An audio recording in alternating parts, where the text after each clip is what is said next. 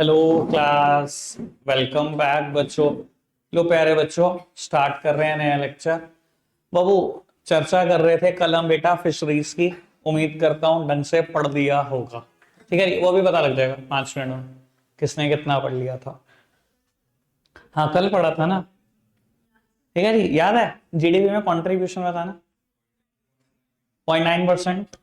ठीक है जी। Inland sources का फिश प्रोडक्शन कितना शेयर है? 65% था। और मरीन सोर्सेस, इनलैंड सोर्सेस क्या होते हैं? Rivers, ponds, lakes, streams. और marine sources, seas and oceans. कुछ वुमेन्स एंगेज थी, उनका शेयर याद है? 60-40 कैसे था? एक्सपोर्ट मार्केटिंग, चलो मैं लगभग लगभग याद ही है आपको, तो वो शुरू कर देता हूँ। ऐसे बताया घूम फिर के, दो बच्चों ने सब कुछ, किसी ने और ने कुछ नहीं बोला। वो फिशरीज की बात कर लेते हैं। उम्मीद है आपने पढ़ा ही था। अच्छा ये बताओ, कौन कौन से प्रिंसिपल स्टेट हैं जो बेटा कहीं ना कहीं लिवलीहुड दे रहे हैं फिशिंग कम्युनिटी? बाबू कुछ स्टेट हैं, अब आपको पता है बाबू, जहां जहां भी मरीन सोर्सेस मिल सकते हैं बेटा। हाँ, जहां जहां भी कोस्टल लाइन है हमारी, वेस्ट बंगाल, महाराष्ट्र, गुजरात, केरला, आंध्र प्रदेश, तमिलनाडु, ये प्रिंसिपल 6 स्टेट हैं बेटा, तो कहीं ना कहीं बेटा लिवलीहुड दे रहे हैं फिशिंग कम्युनिटी को। जीडीपी में प्रोडक्शन, जीडीपी में कंट्रीब्यूशन बेटा 0.9% है, लगभग 1% के आसपास जीडीपी में कंट्रीब्यूशन है फिश प्रोडक्शन का। ठीक है जी। तो आपको ये भी पढ़ा होगा आपने बेटा कि फिशिंग कम्युनिटी क्या बोलती है इनलैंड सोर्सेज और मरीन सोर्सेज को मिलाकर। देखो हमारी जनरल लैंग्वेज क्या बोलती है, इनलैंड सोर्सेस और मरीन सोर्सेस को मिलाकर हम बोलते हैं वाटर बॉडीज। इनलैंड सोर्सेस क्या है बाबू? जो छोटी मोटी रिवर्स हैं, स्ट्रीम्स हैं, पॉन्ड्स हैं, ठीक है ना, इन्हें हम बोलते हैं इनलैंड सोर्सेस। मरीन सोर्सेस क्या है बेटा? हाई सीज, ओशंस, इन्हें हम बोलते हैं बेटा मरीन सोर्सेस। हम तो इन्हें टुगेदर बोल देते हैं वाटर बॉडीज, लेकिन बेटा फिशिंग कम्युनिटी क्या बोलती है इनको? मदर और प्रोवाइडर। फिशिंग कम्युनिटी यही बोलती है बेटा, माँ का काम ही तो है खिलाना, तो भाई उनके लिए तो ये वाटर बॉडीज माँ के बराबर है, मदर और प्रोवाइडर बोलते हैं। जितनी भी वुमेन्स एंगेज्ड हैं बेटा फिशिंग कम्युनिटी, फिशिंग में बेटा, अब उसका 60% बेटा कहीं ना कहीं एक्सपोर्ट मार्केटिंग में एंगेज्ड है, और 40% बेटा इंटरनल मार्केटिंग में एंगेज्ड है।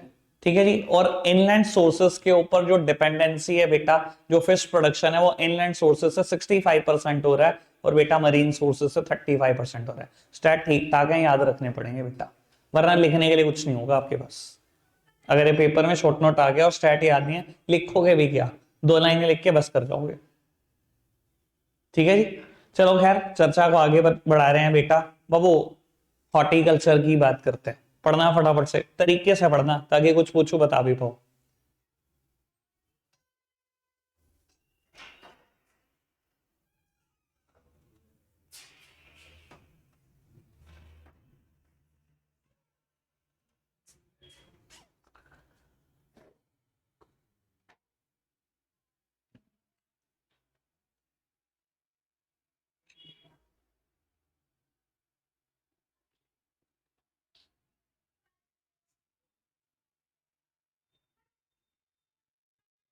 बट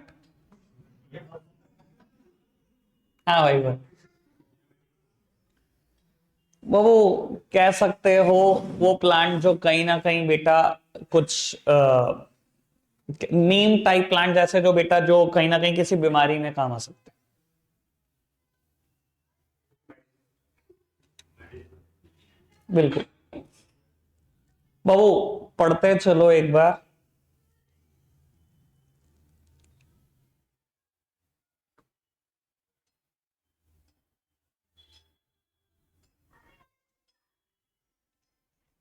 यहाँ तक डन?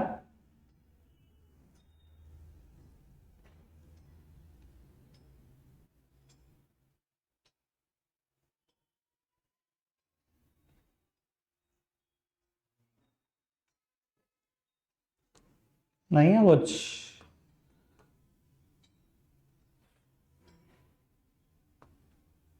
वैसा तो जितना आपने पढ़ दिया, मेरा काम उसमें भी चल जाएगा। इन्होंने लिखा ही बहुत कुछ हुआ है, छोड़ दो, बहुत है इतना, जितना पढ़ दिया आपने। बेटा हॉर्टिकल्चर की बात करते हैं। बेटा है क्या basically horticulture? Production of fruits, vegetable and flowers mainly. हैं और भी चीजें हैं बेटा, पर बाबू उनका कोई रोल बहुत बड़ा नहीं है, ठीक है ना। मेनली बात करें बेटा फ्रूट्स, वेजिटेबल्स एंड फ्लावर्स, ठीक है, मेन बात इसे ही करनी है। बेटा कितना कंट्रीब्यूशन है जीडीपी में? 6%, और 1/3 value of the agriculture output ये कंट्रीब्यूट करते हैं, कुछ ही कह लो, ठीक है जी। बाबू इंडिया की रैंक क्या है? सेकेंड लार्जेस्ट है बेटा हॉर्टिकल्चर में, लेकिन कुछ चीजों में वर्ल्ड लीडर। आपने पढ़ा होगा मैंगोस, बनानास, कैश्यूनट, कोकोनट, स्पाइसेस, बेटा इसमें हम वर्ल्ड लीडर है। आपको पता है बेटा हॉर्टिकल्चर से एक रेवोल्यूशन रिलेट करता है, नाम बताओ। Golden revolution. बेटा बहुत मास प्रोडक्शन हुआ था जब फ्रूट्स, वेजिटेबल और फ्लावर्स का इंडिया में, तो उसको टर्म को बोला गया गोल्डन रेवोल्यूशन। कल हम मिल्क से रिलेटेड एक बात पढ़ रहे थे, वहां हम बात कर रहे थे व्हाइट रेवोल्यूशन की।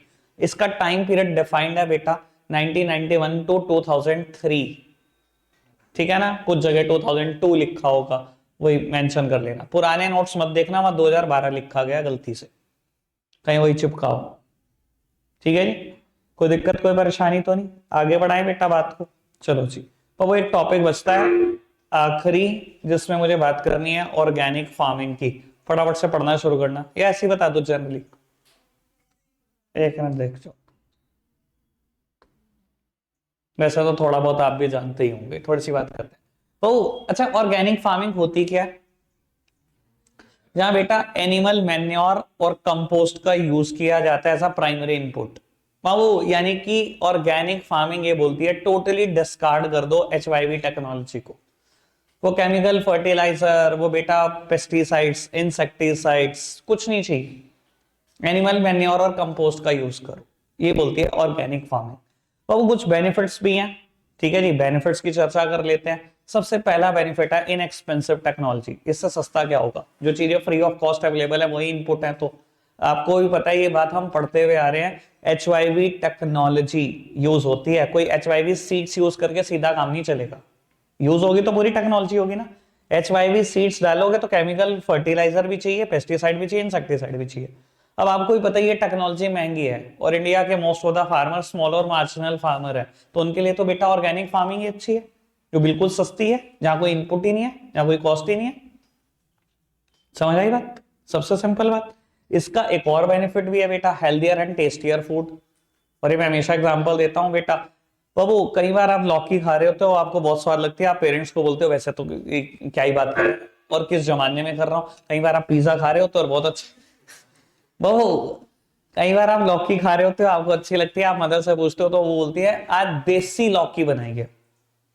दैट मीन्स ऑर्गेनिक की बात चल रही है आज।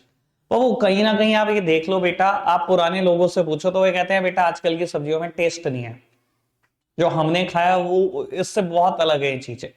तो बेटा ऑर्गेनिक फार्मिंग से जो भी प्रोडक्शन होता है बेटा, वो फूड बहुत ही हेल्दियर है। हेल्दियर तो है ही है बेटा, नो डाउट, टेस्टियर बहुत ज्यादा है, ठीक है ना जी बाबू। लेकिन क्या होता है ना, हिंदुस्तान में ना बेटा अच्छी चीज की कदर नहीं है। मैंने बहुत सारी ऑर्गेनिक शॉप अपने सामने खुलते और बंद होते देखी हैं।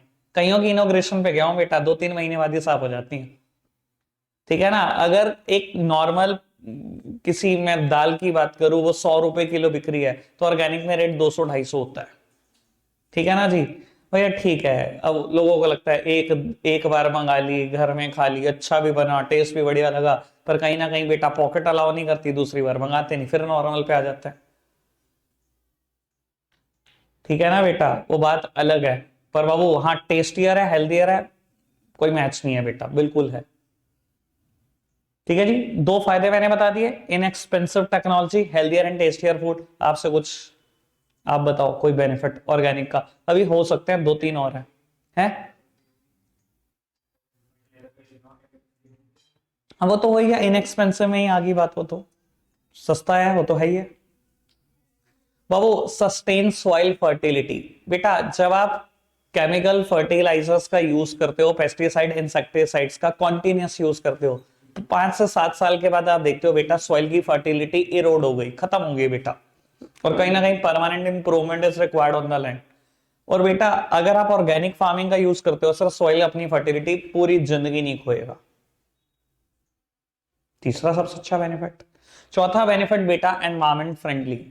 बेटा कहीं ना कहीं जब आप केमिकल फर्टिलाइजर, पेस्टिसाइड्स और इंसेक्टिसाइड्स का यूज करते हो तो कहीं ना कहीं बेटा वो रिस्क के बेटा ग्राउंड वाटर में चला जाता है, और कहीं ना कहीं बेटा ग्राउंड वाटर का नाइट्रेट कंटेंट बढ़ जाता है, जो बेटा हमारी सेहत के लिए बहुत खतरनाक माना जाता है। अब वही तो पानी पीना है हमने, चाहे किसी तरीके से आएगा तो हमारे घरों में ही ना बेटा, तो वो नुकसान अल्टीमेटली और ज्यादा, उसके खाने से तो नुकसान है ही है, वो पानी का जो नाइट्रेट कंटेंट बढ़ा रहा है उससे भी डबल नुकसान है।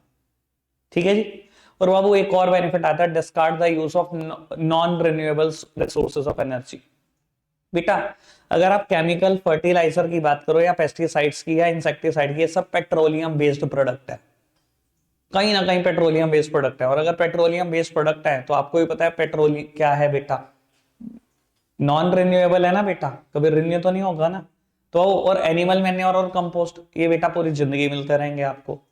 तो बाबू कहीं ना कहीं ऑर्गेनिक फार्मिंग में आप क्या कर रहे हो बेटा, डिस्कार्ड कर रहे हो, discard the use of non renewable sources of energy. समझ में आई बेटा बात?